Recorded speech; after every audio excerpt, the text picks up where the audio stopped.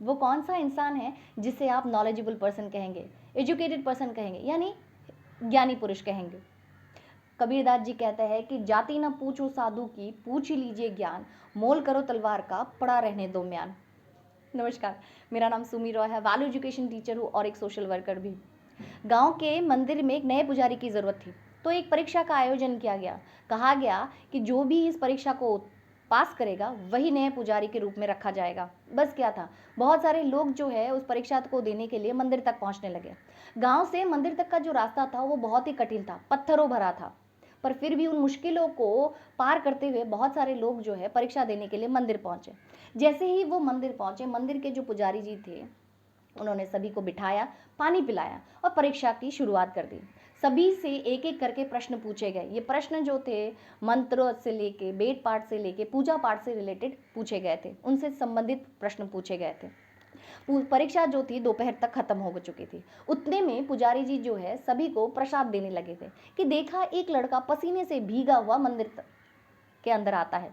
पुजारी जी जो है वो उस लड़के को कहते हैं कि बेटा, परीक्षा तो खत्म हो गई, तुम बहुत लेट से पहुंचे, तुम बहुत देर से पहुंचे।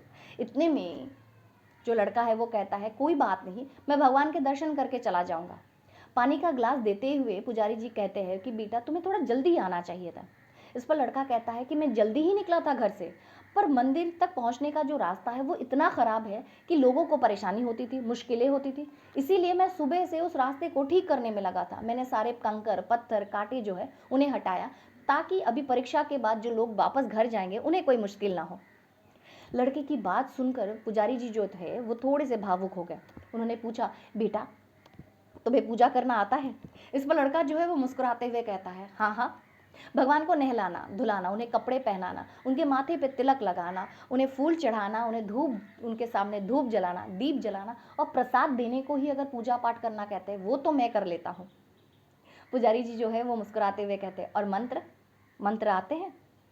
लड़का जो है वो थोड़ा उदास हो जाता है और कहता है, भगवान को धूप दीप जलाने के लिए, नहलाने और खिलाने के लिए भी मंत्र होते हैं, ये तो मुझे नहीं पता था। पुजारी जी जो है लड़के के हाथों में प्रसाद देते हुए कहते हैं कि बेटा, पूजा पाठ करना तुम्हें आता है, मंत्र मैं सिखा दूंगा, आज से तुम ही इस मंदिर के नए पुजारी जी हो। ये बातें सुनते हुए बाकी जो लोग थे वो बहुत ही गुस्से में आ जाते हैं। सभी लोगों का कहना ये होता है कि पुजारी वही होना चाहिए जिसे मंत्र उच्चारण आता हो, जो पढ़ा लिखा हुआ हो। ये लड़का जिसे पुजारी के रूप में रखा जा रहा है वो पढ़ा लिखा भी नहीं है और उसे मंत्र और वेदों का भी ज्ञान नहीं है, तो उसे कैसे पुजारी के रूप में रखा जाए? बाकी लोगों की बातें सुनकर जो पुजारी जी है वो कहते हैं कि पढ़ा लिखा इंसान वो होता है जो अपनी शिक्षा को दूसरों की भलाई के लिए लगाता है। सिर्फ मंत्र के उच्चारण से ही कोई इंसान ज्ञानी पुरुष यानी कि पढ़ा लिखा इंसान नहीं होता। अंग्रेजी में दो शब्द हैं, लिटरेट और एजुकेटेड। दोनों का अर्थ अगर देखा जाए तो एक ही है, पढ़ा लिखा होना, लेकिन दोनों के भाव में बड़ा फर्क है। लिटरेट मतलब साक्षर होना यानी अक्षरों का ज्ञान होना, और एजुकेटेड मतलब होता है उस शिक्षा का सही इस्तेमाल करना, सही उपयोग करना। भले ही हमारे पास कितने सारी डिग्रियां हों, कितने सारे सर्टिफिकेट हो, भले ही हम एक MBBS हों, हम डॉक्टर हों, हम इंजीनियर हों, हम कितने बड़े भी ओहदे पे हों, पर ज़रूरी नहीं कि हम एजुकेटेड पर्सन हों।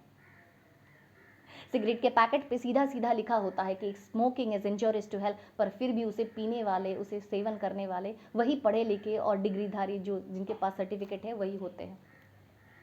ट्रैफिक रूल्स को मानना हमारा ज़रूरी है, लेकिन हम पढ़े लिखे लोग ही, एजुकेटेड जो शिक्षित कहते हैं अपने आप को, जिनके पास बहुत सारी डिग्री है, वही तोड़ते हैं उस ट्रैफिक रूल्स को। इसका मतलब हम सिर्फ साक्षर हैं, हम ज्ञानी नहीं हैं।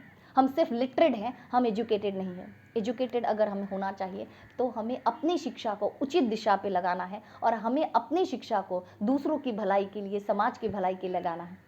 तभी हम अपने आप को लिटरेट नहीं, एजुकेटेड कह सकते हैं। हरिओम।